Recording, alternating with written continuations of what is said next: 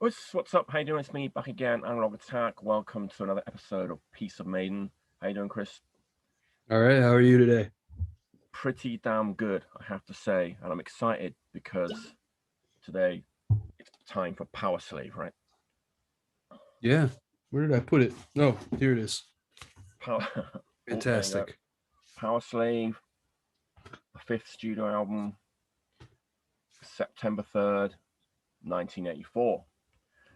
1984. 1984 is probably a big year for heavy metal, right?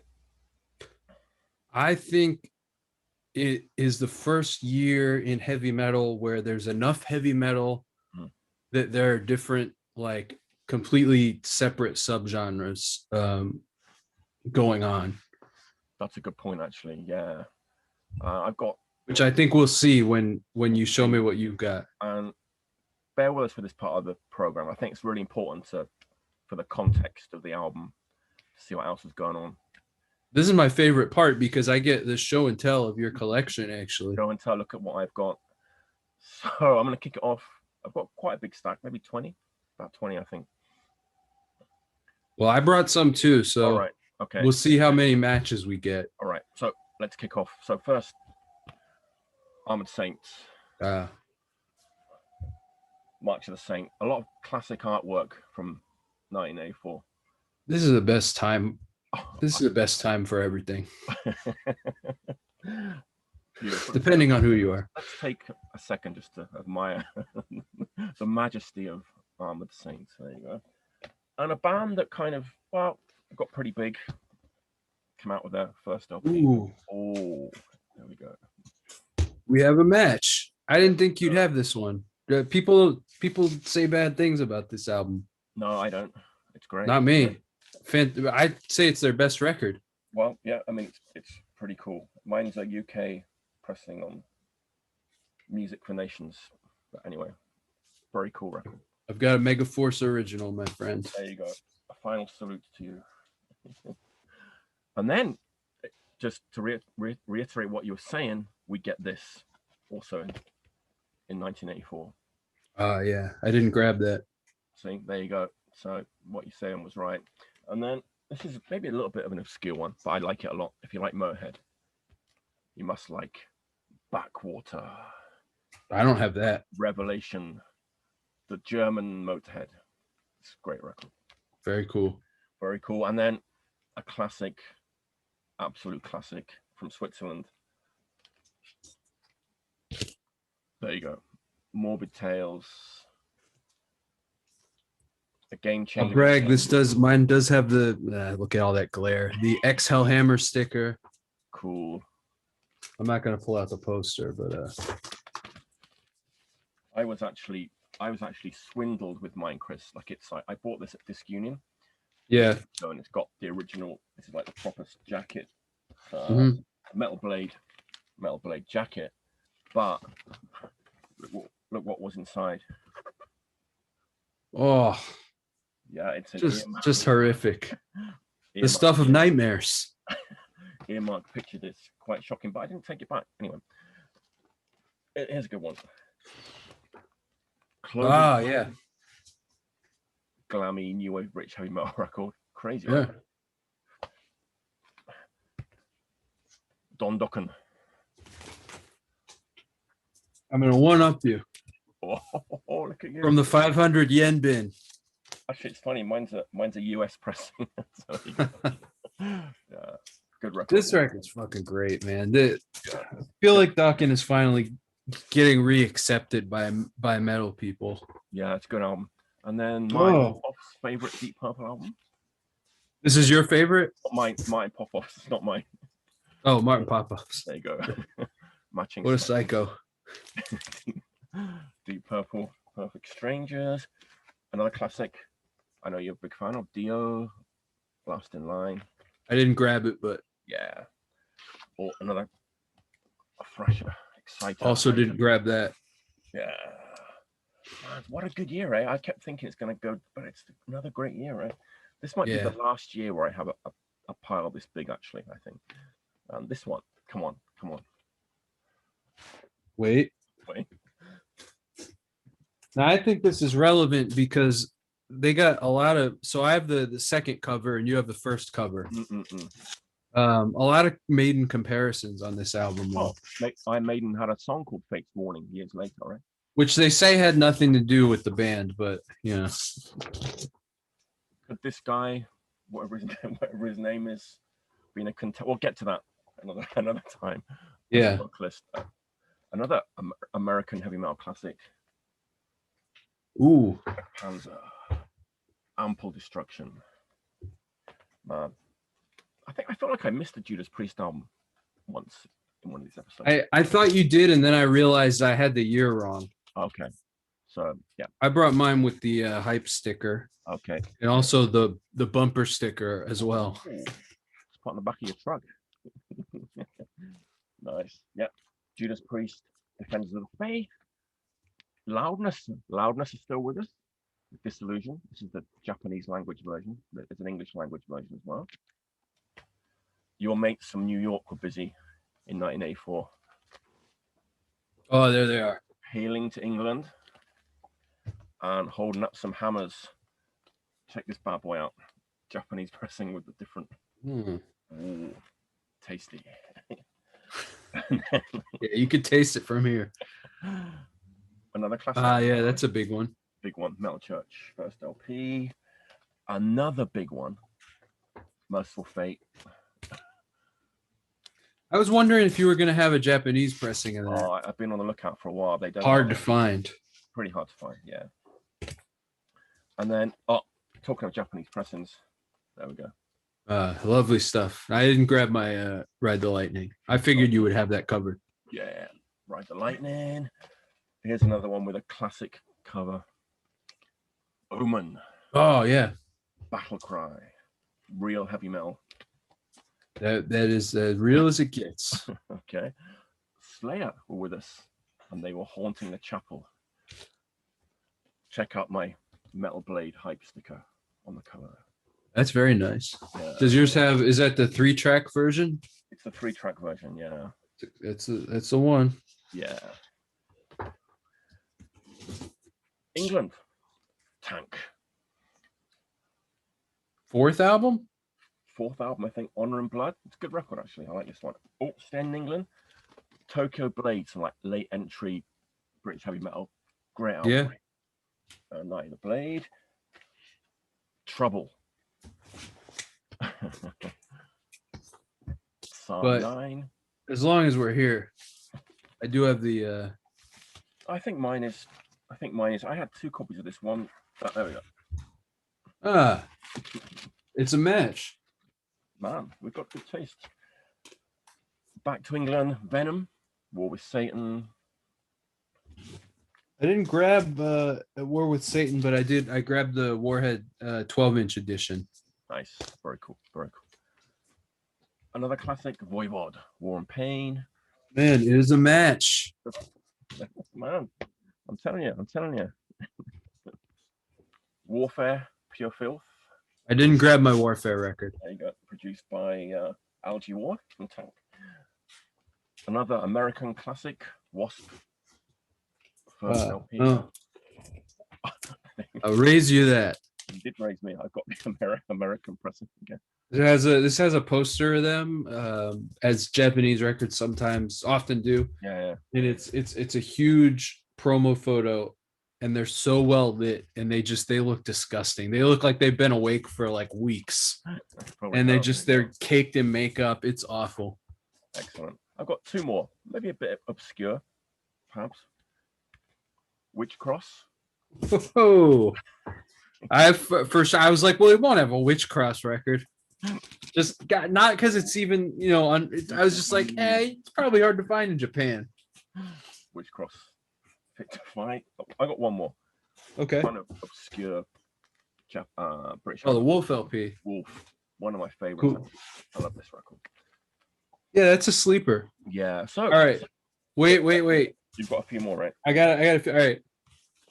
Now, this is the one I was talking about. This must have some relevance to your life. Yeah. From my neck of the woods. 1984. 1994. There you I go. would say it qualifies. It's not quite metal, but it certainly had a mark on metal in years to come. I'll talk a little bit about that and other things after we finish showing these, because it's quite important. A bit niche, but first Paul Chain 12-inch. There you go.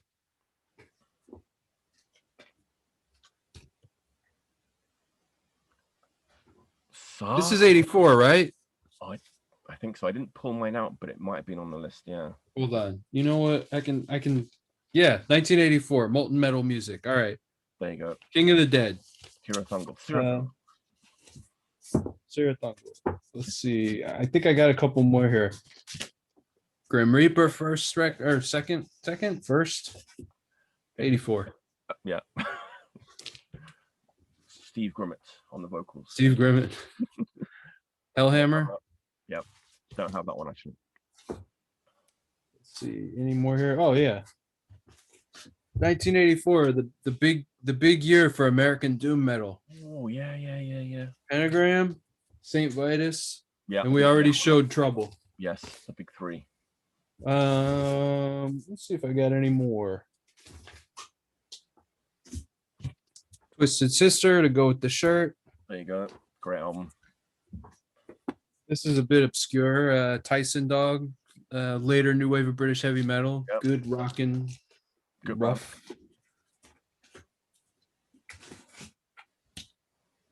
Wendy O. Williams. Oh, I was going to pull that out actually.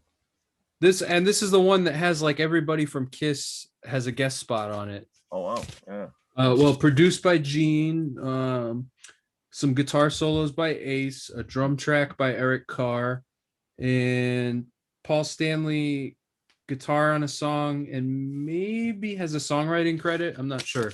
Wow. But so it sounds like Lick It Up with Wendy singing. A little bit, yeah. Did you say Whitesnake Slide It In? I didn't, but I didn't pull it out though. Well, we can say Whitesnake Slide It In. Is this the last non-Maiden Martin Birch production job? There you go. And yeah, that does it. Okay, so yeah. So I just said, like I said, man, 1984 is the year where there's a surplus of heavy metal to the point where you have classics in every heavy metal subgenre. Literally we hit black metal, death metal, thrash metal, doom metal, traditional metal, new wave of British heavy metal, speed metal. Yeah, it's quite like legit, like dyed in wool classics. So I think today's record will come pretty near the top of that pile, even though it's I would certainly right in my book. Yeah, let's get to the album. So Powerslave 1984. What's your history of this album, Chris? I bought this copy sealed, and it was not expensive. Okay. It was probably in 2001, 2002. And so at that point, the Maiden albums that I had heard were Number of the Beast, Killers, Brave New World. Yeah. And probably Peace of Mind. I'm pretty sure I had heard Peace of Mind also. Okay. And so I saw this one and I was like, well, I haven't disliked one yet, and I know this one is popular, so I'll buy it. I bought it. I opened it. I liked it, but there was some stuff I didn't like about it, which now doesn't bother me, but which I'll maybe talk a little more about touch on that as we go on. We will. Yeah, for me, it's funny because looking at all those records that I just pulled out, it made me remember that in that year, I didn't buy any of those records new when they came out. So I was still listening to heavy metal in 1984, but just the records that I already had. So I didn't buy any of those records new. What were you like? What was like the record for you in 1984? Amoebic record that you showed up. I was there, it was all about. So you got that Amoebics record new. I don't remember, but I was listening to that kind of music, anarcho-punk. Basically, I was pretty much 100% immersed in punk at that time, but still listening to heavy metal, but not buying any new heavy metal. So I didn't really even know of the existence of this album in 1984, to be honest with you. Pretty crazy, right? And I don't remember when I mean, I might have seen a single, a cut or Aces High on TV or something, but the album, no, not at all. And the only thing I remember, actually, I had a cassette of that Celtic Frost album in 1984. I played that a lot because it was kind of similar to the hardcore I was getting into too. So Yeah, certainly there was like some influence going on there. Yeah, so that was me with that album. I didn't get back to it like years later. And I was thinking, what would like me in 1984 have thought of this album? And I don't think I would have liked it. It does not seem like what you would be interested in. No, maybe for some of the same reasons as you. I'm not sure. We'll kind of find out later. It's funny because I was too young to know about this record in 1984. I mean, I was 3. Right. I guess I could have known about it. I feel like I would have thought this was so fucking cool. It looks like a Saturday morning cartoon. And so you're too young to remember like the 70s and jazz funk and Earth, Wind and Fire and all these funk groups that use the Egyptian theme on their records. So it kind of reminded me of that too, you know. So I've got that baggage a little bit as well. But it reminds me of that now. And this still looks cool to me because, like I said, it just like immediately like fires the part of my brain that thinks about Saturday morning cartoons. It's like when I just glance at it, I don't like it. But when I kind of really stop and actually look at it for a while, I begin to appreciate it. It's a pretty impressive piece of artwork. Let's talk about the artwork. It's probably actually my least favorite, actually, of the early run of Derek Riggs pieces, actually. But it's still pretty amazing.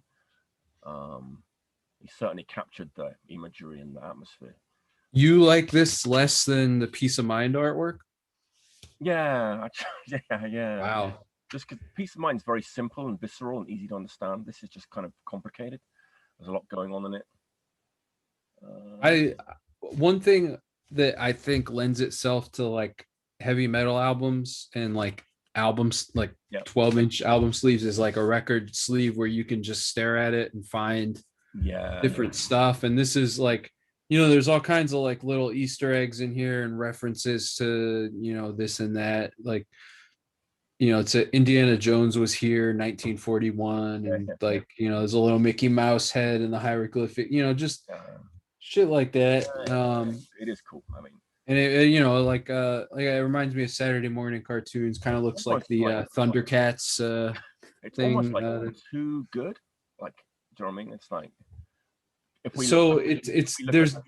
this is definitely like there's no question like Iron Maiden is not an edgy band anymore. You know, and this is like the moment. I mean, some people would say as soon as Bruce joined the band, but at this point, like, you know, whatever street cred they have is left over from the early days. Right. Which doesn't really matter to me, you know, because the songs are good. But I can see, especially like if you were there in the moment, like this would be like a bridge too far. Maybe. I love it. I love the back cover too, where you're looking out, you know, the opposite view. It's very evocative. You know, it's pure fantasy at this point. And it's weird because there's only one song about ancient Egypt on this record, but like when I think of it, I'm like, oh yeah, the Egyptian album, of course. But like, I mean, there's just one. It's just the title track. People say it's a concept album, but it isn't, right? I mean, how could it be? No, you know, if anything, they should have called this one Somewhere in Time, because this is one where like every single song takes place in a different time period, pretty much. There you go. With the exception of Back in the Village, which takes place on a TV show. Right. Yeah, I don't see that there's anything conceptual about it, but when you think of, you know, this tour, I feel like is the most photographed Iron Maiden tour. And when you know, if you go to like, you know, Ultimate Classic Rock or Wikipedia, like there's probably going to be a picture of the Powerslave stage set, right? You know, like stock photos of them are going to be from this era. So it's weird that, and you know, like the inside, they're photographed with the gold sarcophagus. It's weird that this is like people like think of this like aesthetic like really tied to Iron Maiden, but in fact, like yeah, it has very little bearing on the songs. No. But yeah, I'm just comparing it to some of those like really primitive heavy metal covers, like Fate's Warning and Omen, stuff like that. It's like such a different league of presentation, you know. Yeah, this compared to Fistful of Metal is a world of difference. Right. But this is like true to who the band is at this time. Yep. Especially when you dig into like what the songs are and what's going on in the songs and the recording, like this all fits. And I think like the whole package with Powerslave is like Iron Maiden officially like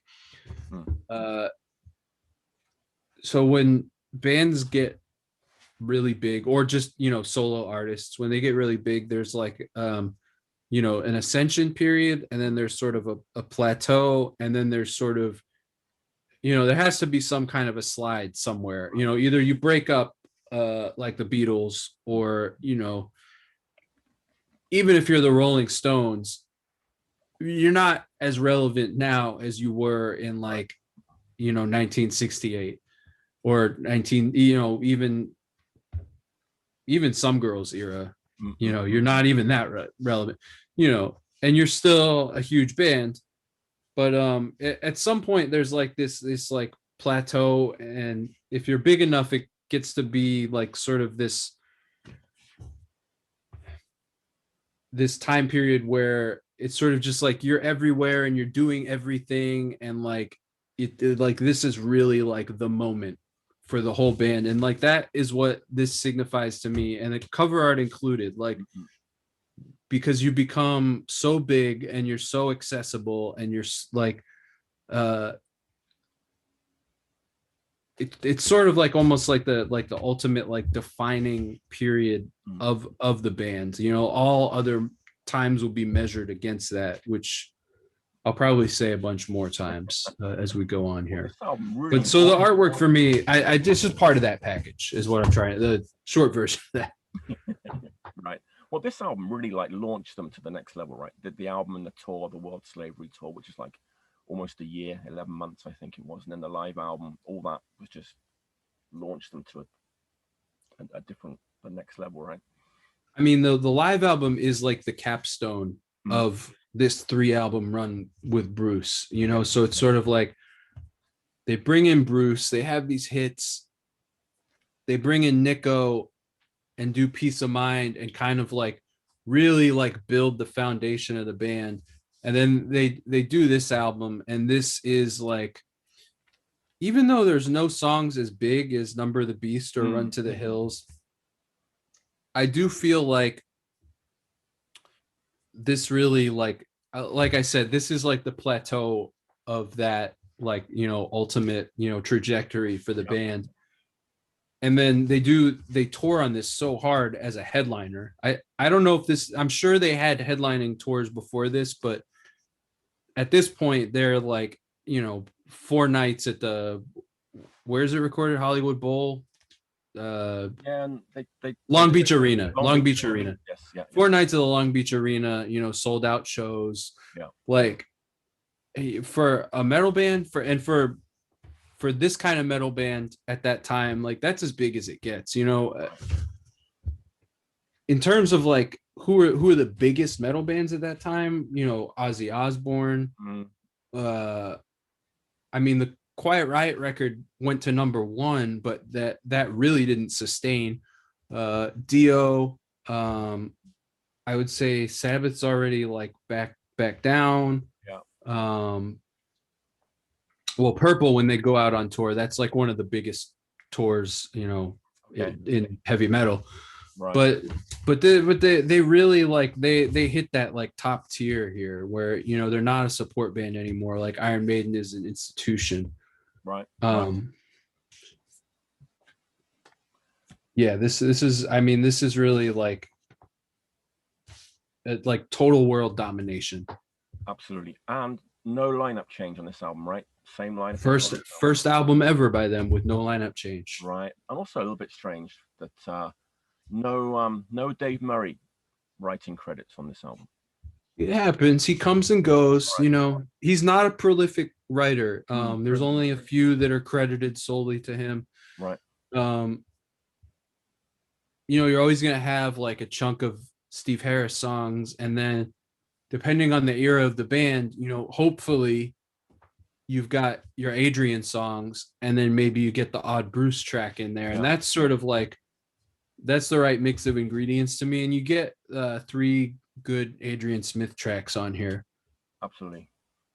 And he's sort of there to balance. I think to me, he balances out Steve Harris a little bit, where he brings like a little more poppy and direct songs. Yes. Chris, I was listening to this for the last time before we did the episode this morning, and it caught me at a good moment. And I was really concentrating on the production of this record. So anything you want to say about the production of this particular album? Because I think it's, especially for me, I don't know if you agree, the drum sound is like phenomenal to me on this record. Well, if you remember back to our Martin Birch retrospective, I pulled this as my favorite sounding Maiden album. You did. Yeah. I just it's like it's impeccable. It's unbelievable that it sounds so good. There's like not a lot of records that are this like timelessly good.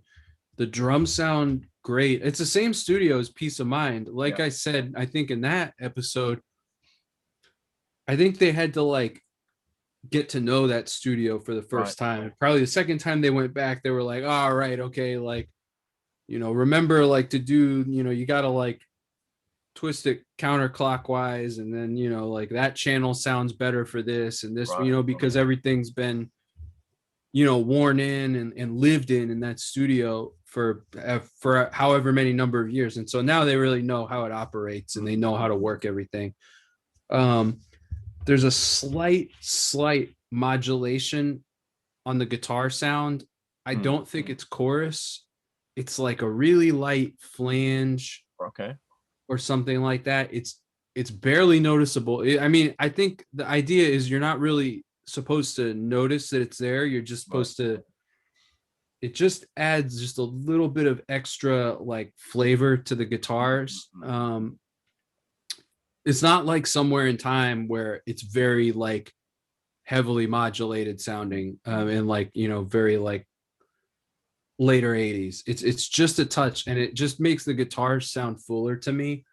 You know, and I mean they're Marshall bands, so that their guitar heads sound good, but it's like a little secret sauce in there that I've always thought that this is the best guitar sound on a Maiden record. Oh, I mean, especially like during like the instrumental passages, just the separation of the instruments, like you can hear like both guitars just so perfectly. I know it's incredible, actually. I mean, the whole like Martin Birch thing is just relatively simple presentation with like the absolute, you know, most expensive means to like present in that way. You know, there's not really like a lot of weird like producery things, you know, in like the actual recording, particularly for Maiden. Like obviously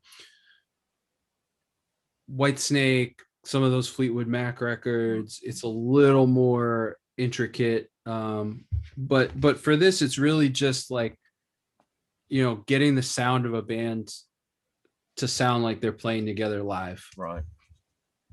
Yeah. With just the best, I mean, just the best presentation. It is the best. That's my view on it. Absolutely fantastic. So we're ready to break down the songs. Yeah. Not too many songs on this album. Yeah. It's almost as if less is more. Who'd have thunk it? So what can you say about the lead off track that hasn't been said before, really? I mean, Aces. I mean, just one of those. It's 4.5 minutes, super fast. Sounds simple, but it's complicated too, right? I mean, you want to talk about like it's the best. Like this is it. It is the best. Aces High. I mean, there's maybe like 3 Maiden songs that if someone asks you like, I've heard of Iron Maiden, but like, what does it sound like? I would say Aces High, Hallowed Be Thy Name, or the Trooper. If you play one of those songs, they're like, okay, I get it. It like this, it's such. I mean, almost every show they do, they start with it. There you go. Look at, I mean, just and the artwork, just for a single, it's like it's fucking timeless. It is. I just got to show this just because I want to. Japanese maxi single. Very nice. Aces High. What's on the flip? It's interesting. You got the Number of the Beast live version, King of Twilight, the next cover, Rainbow's Gold, and Cross-Eyed Mary. So you got. Oh, so it's a nice like a EP of covers. Yeah. It's pretty cool, right? Rainbow's Gold, maybe the best out of the B-sides for this album, I think. Yeah. Yeah, that one that's good. And then King of Twilight. Yeah, actually King of Twilight's good too. I don't always like the cover choices that they do, but both of those are really good. And like, also, same sessions, so they sound great. Yeah, no jokey songs or anything, just straight cover version. That's pretty cool. So I mean, what a way to open an album. And then, how can you follow Aces High? Wow. With this, that's what you do. Oh, I've got this one. Me too. I mean, this is one of the all-time 1-2 punches in all of music, any genre. If you see them play those songs back to back, it's insane the energy that is in the air. And it's like an Adrian Smith and Bruce Dickinson composition. That's the classic duo. Yeah, really dark lyrics about the doomsday clock, matched with that really poppy hook. Really good combination, I think. Do we want to talk about the riff? Has that been kind of raked over a little bit about that riff? There's that Rory Gallagher one that sounds a little bit like it. There's a whole bunch actually that kind of some of these are a bit tenuous, but go ahead. But the funny thing is that the Rory Gallagher song is called Moonchild, and I refuse to believe that there's no connection there. Well, so they could have both been referencing the novel by Aleister Crowley. Right. And I know that Bruce is kind of a spooky dude, or back then, was reading a lot of occult books, which actually,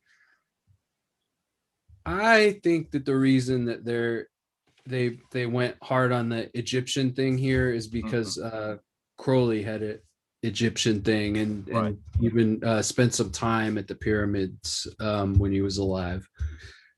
But tell me the other songs that 2 Minutes to Midnight is comparable to. Rory Gallagher, Moonchild from the 70s. Thin Lizzy, Killer Without a Cause. Okay. White Spirit, Midnight Chaser. All right. Riot, Swords and Tequila. I mean, look, the riff is like, it's not like a very distinct riff, like it's just a good, like, I don't know, that's like when ZZ Top like sued that car commercial for like ripping off LaGrange, and it's like this is just like a standard, Well, that's it. Well, no one's ever sort of like contested it. Do you know what I mean?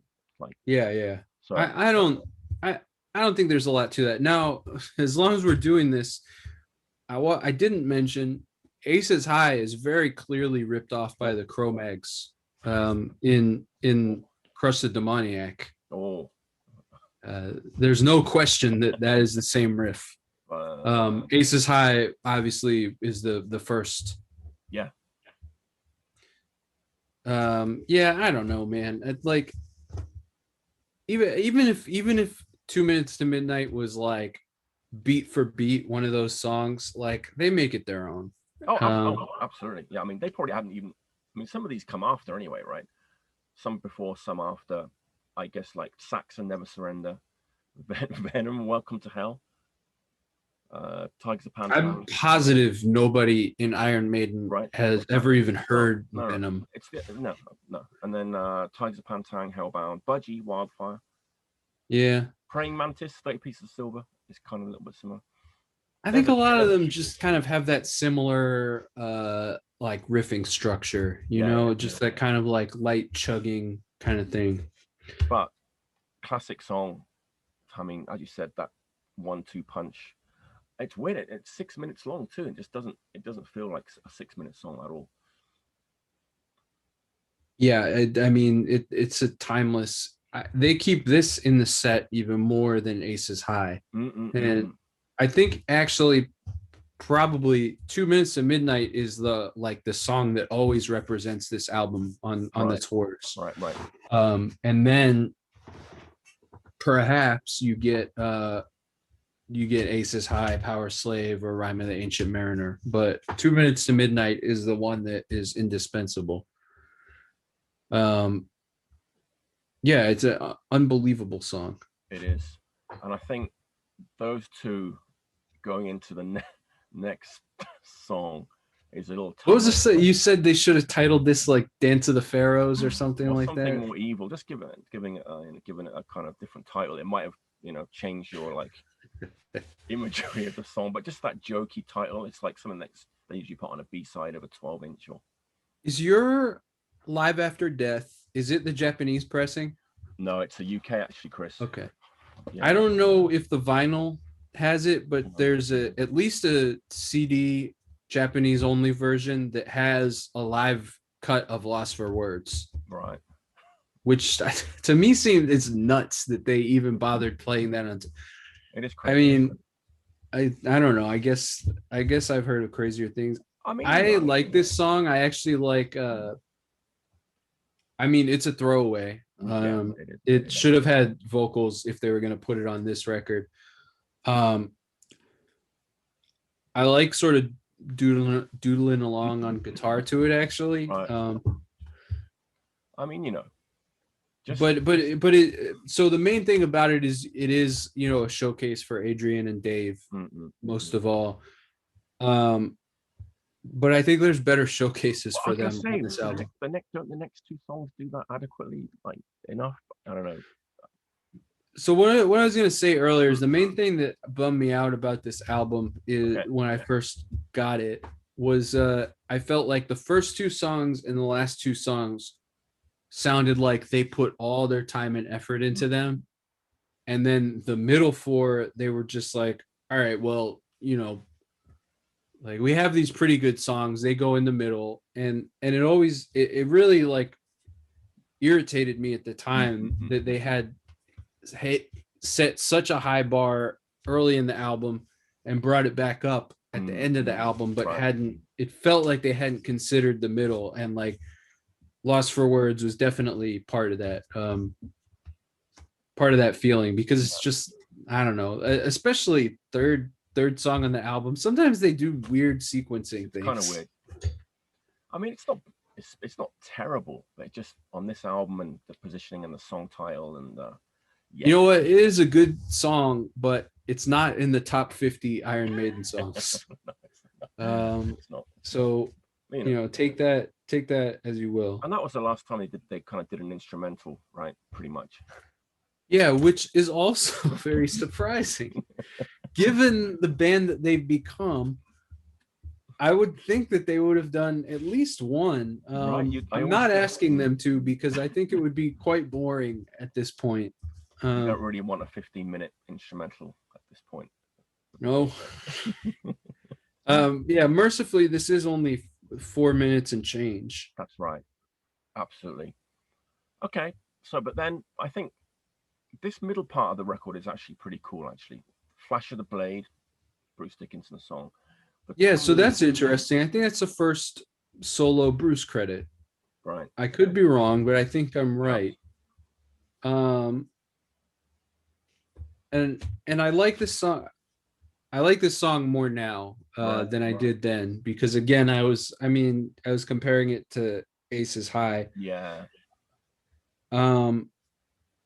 But this one and the Duelists, which comes next. I kind of put those two together. Yeah. I actually, the Duelists, one's a fencing song and one is a sword fighting song, right? Yeah. Yes. Yeah. So they sort of like naturally go together. To me, fencing is swords, but I'm sure to the man of the world like Bruce Dickinson, it's completely different. Yeah. But just a couple of great songs. That's the twin guitar work on both these songs is, I mean, some of the stuff that these guys are doing in these two songs in particular, Dave and Adrian. Yeah. I mean, some of those little passages where they almost like pull back a little bit and just they're both doing the intricate stuff on top of each other. It's like, first of all, I find it to be underrated, the kind of like very interesting and like kind of progressive stuff that they're doing in those sections. Yeah. I think in part it gets underrated because people are like, oh yeah, Iron Maiden, it's for Saturday morning cartoon stuff, and people forget how far out there these guys were going. If you think of the other great twin guitar duo of the time, KK Downing and Glenn Tipton, those guys were fucking good, but they were not doing anything that weird. Or that nimble, and it breaks the heart a little bit because you hear like the point that they had got to where they could do stuff like that one passage where like one of them's going like and the other one is going, he's like hitting on the off notes or something like that. Yeah, I'm glad you. Oh, he's going. Yeah. I apologize to anyone. No, I'm glad you did it. I was going to do it much better than you. But that's some really like interesting shit that these guys don't do anymore. But also that like no one was really doing it like that at this time, and no one really does it like that now. It's like the guitar virtuosos of the time. It's like Yngwie doing like the Johann Sebastian Bach runs on the guitar, or it's whatever, Nitro or some shit, and nobody was doing that. And then to have Steve Harris in the middle there doing his thing, which is also crazy. Like I really, from like the standpoint of a technician, but also just from the standpoint of innovation, those two songs, Flash of the Blade and Duelists, are really overlooked. Well, and I didn't want to be that guy that says nobody ever talks about the Flash of the Blade or the Duelist, but maybe I don't think they really do, as much as the other songs on this record. I mean, they're album cuts and they're deep cuts, and in terms of like just pure classics, this album has 4, and those, which most albums don't. Many albums don't have 4 like stone dead, like they have to play these songs still classics. Right. These are not those songs, but they are really interesting and they're really adventurous, and they kind of never go back there. They do keep things very interesting for the rest of Adrian's initial involvement in the band.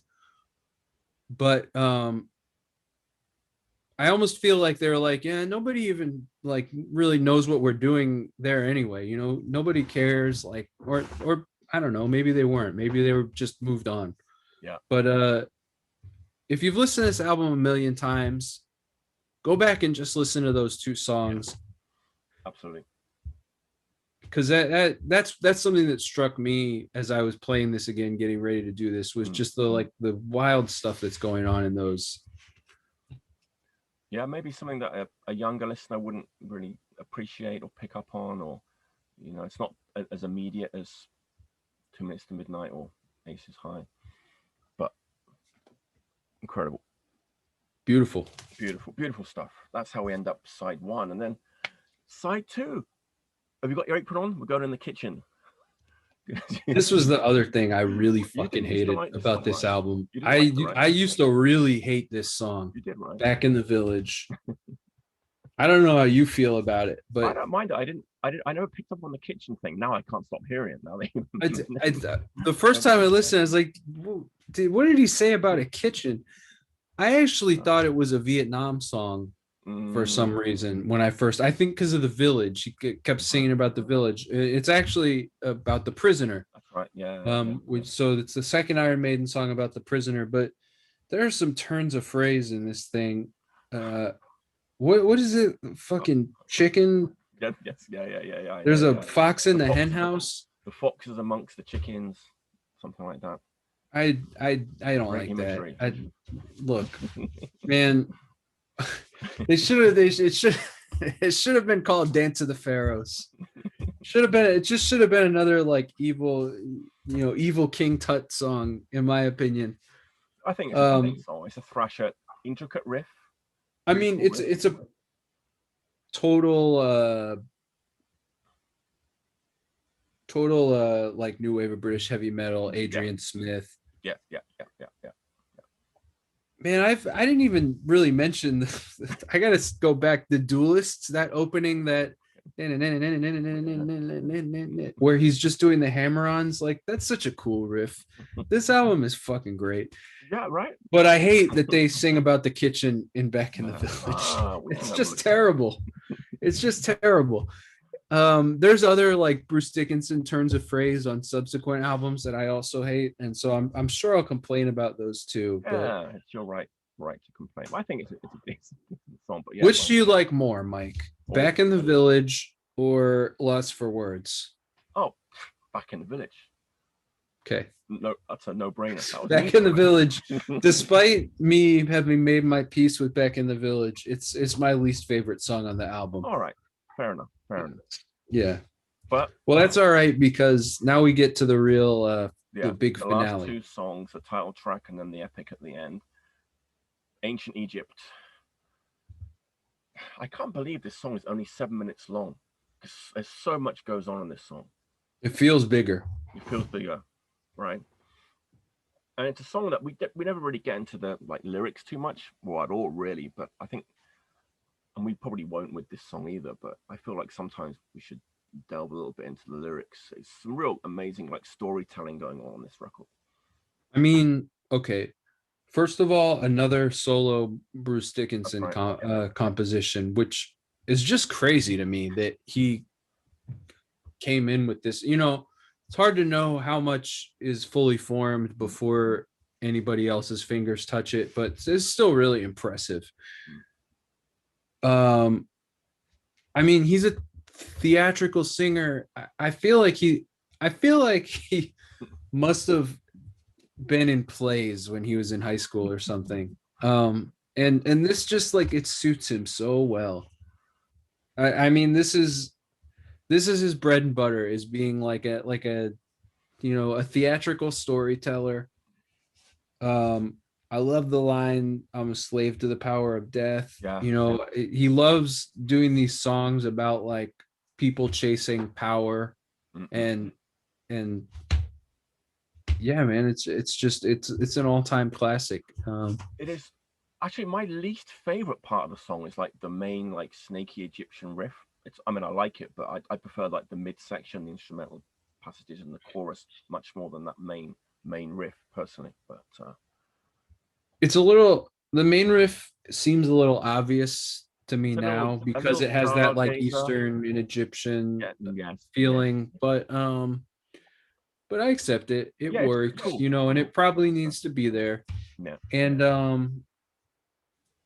I feel like there was an Egyptology craze in the early 80s anyway. Right. So it feels like very savvy on their part to include something so overt. Yeah. It's heavy, right? When it goes into that's it. Yeah, it's like really, it's kind of like a stomper. Yeah. I mean, it sort of is like them course correcting To Tame a Land, because To Tame a Land also has that like Eastern feel, and it's, you know, set in the desert, albeit, you know, I guess this is a fantasy. It's not like this is like historically accurate. Yeah, it really is like them just being like, well, I don't know. I don't know if these guys like ever sat down and were like, Tamaland's good, but it's not great. Like we should do a better desert song. I don't know if that, you know, if I was making the movie of Iron Maiden, I would write that scene, even if it's not true. But this sort of like bests that in every way. It's about the same length. It's about the same pace. Although, well, as you know, I once composed a fantasy Iron Maiden set list. You have done that. It was quite fun. All songs that they never played, and I did put "To Tame a Land" on that, just because I'd like to see Bruce ride out on the giant sandworm, in the full Dune garb. We've seen him do the, you know, Egyptian Bruce many times. But yeah, I mean, this is the song that defines the album, I think. Although Rhyme of the Ancient Mariner, maybe even more so. Hey, I've got a secret to tell everyone actually about this song. So when I was like, well, a young boy, like 1981, 1982, I had an imaginary band called Firebrand. They were called. Actually, they became a real band. We did one practice, but and I wrote a song called "The Rhyme of the Ancient Mariner" when I was 14 years old. So here we have another instance of Iron Maiden stealing from. There you go. Right? I wrote it in my like notebook. I wrote all the lyrics, obviously taken from the poem, and just the music was in my head. But did the band ever record anything? No, I just did like one practice at someone's house. I was the vocalist. They kicked me out. No. But then they became a real band? Yeah, they did. They got another guy in, and like they didn't record anything, but it's just a small band, you know. Yeah. Heavy metal band, heavy rock band. Well, you know, it's never too late, Mike. Dust off the old notebook. Yeah. You still have it, right? Yeah. Anyway, back to the real Rhyme of the Ancient Mariner. Again. Yeah, this is, so the time on this is 13 minutes and 45 seconds. That's right. I think this is the song that 15-year-old me would not have understood at all. Now, I think it's an absolute masterpiece. I could even have it even be a little bit longer. I'd be okay with that. Yeah, you don't say that about some of the longer Maiden songs that you know. Steve Harris says when they were recording it, he thought it was like 8 minutes long.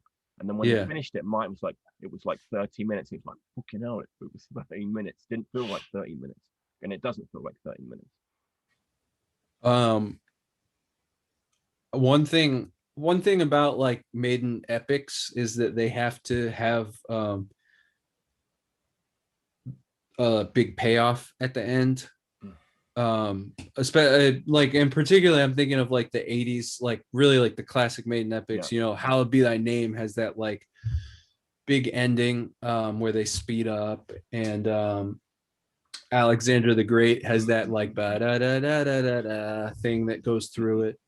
And this one, when they pick up the pace at the end, I mean, like yeah, I was listening to it this morning, and actually I got the goosebumps a little bit after that like quiet mid-paced section, which is actually genuinely kind of atmospheric. Actually, you do get really immersed in the story. Those synths do not sound cheap, Mike. They don't sound like the shitty synths that they used on like Book of Souls. The beams of the ship creaking and the waves lapping around your ears, you know, like. I mean, you know, it's totally not related in any way to like the Killers era of the band. No. This is full theatrical presentation and like fully realized theatrical approach. And I don't really think, I don't know what else would be comparable to that at that time. Especially in 1984 when Van Halen were doing Jump, you know? Oh, fuck, I forgot to get my Van Halen record. Yeah, because I didn't buy that when it came out. I'd already jumped off the Van Halen wagon at that before. Do you have that album now? No, I only have Diver Down. That's when I stopped, like in real time, and I don't Dude, have it. But... especially the B side of that album is like maybe my favorite Van Halen stuff. It's really good. You know, like even the records we brought out earlier, it's like compared to this, like.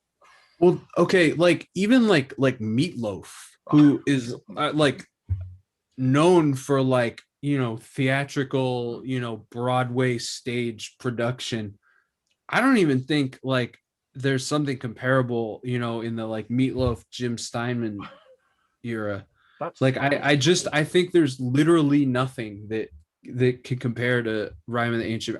No. Rush would be the closest thing. That's a good yeah. However, like Rush, like Bruce had like a stage get up for this song and like really like sold it. You know, Rush did like long epic songs, but even like I don't think anybody knows what 2112 is about, you know, unless they're a Rush fan. But like I reckon if I showed my parents like a live performance of Rhyme of the Ancient Mariner, they'd be like, "Oh yeah, I get it. Like the sea is pretty bad." And yeah, I don't really think even Rush kind of like hit the same level of intensity.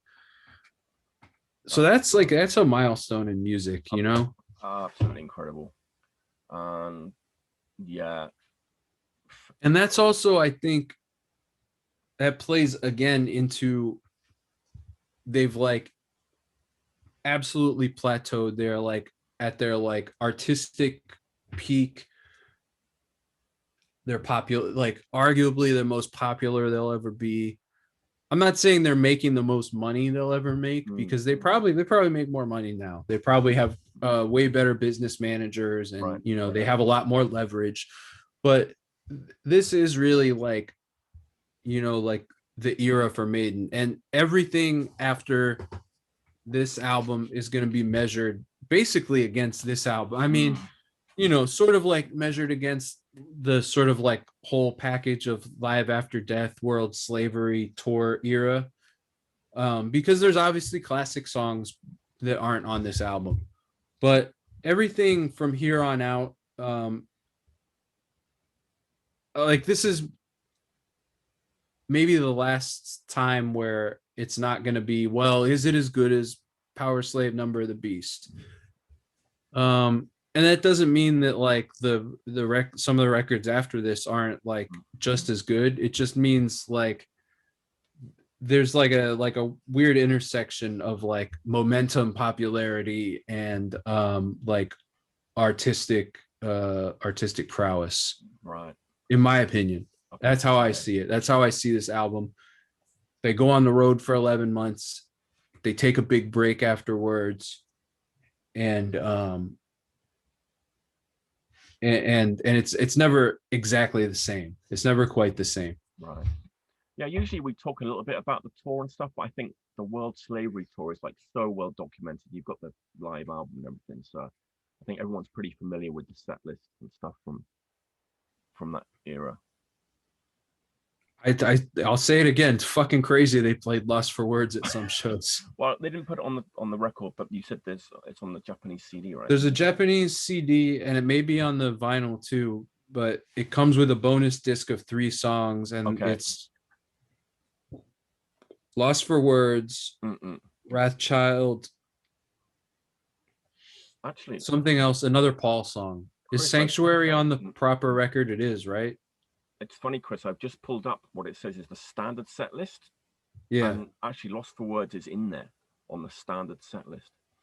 I mean, I can see why they didn't put it on the normal pressing of Live After Death, but I guess it could have been in the set list. If that says it was, then it was. Tracks they only played a few times were Children of the Damned, Die With Your Boots On, Rothschild, Murders in the Rue Morgue, Phantom of the Opera. They were like, but those are the songs that they're like, whatever. Imagine that. Imagine those are like not even your go-to. Sanctuary is the other song on this extra CD. Okay. 3 song bonus disc. So look out for that in your disc unions and your HMV. So is it time to give it a score? Yeah. All right. Mine changed, actually. It always changes. It changes every day. You could give it a different score on any given day of the week, but so I'm going to rank it pretty high, actually. Again, like young me wouldn't have liked this record, but 54-year-old me loves it. I'm going to give it an 8.5. 9. Cool. And not even in my top 3 Maiden records, I don't think. Yeah, I forgotten what scores I've given the other ones, but the numbers move around a lot. But yeah, it's a 9. I wish they didn't sing about the kitchen on it, but yeah, that would have, if that hadn't been on there, it would have been a solid 10. Right. We love it. No, we love Powerslave.